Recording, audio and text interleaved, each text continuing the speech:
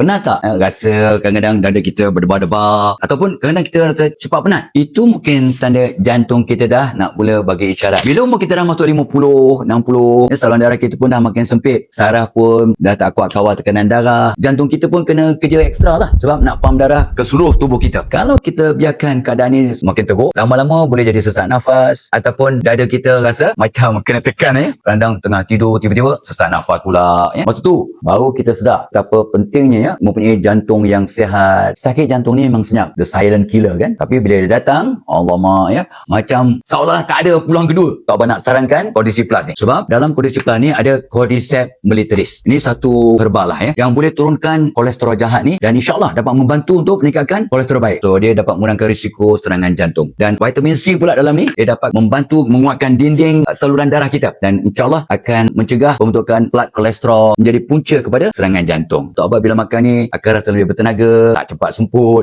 tidur memang alhamdulillah nyenyak Jaga kesihatan, jaga jantung, amalkan Kondisi Plus ni hari ini juga insyaAllah.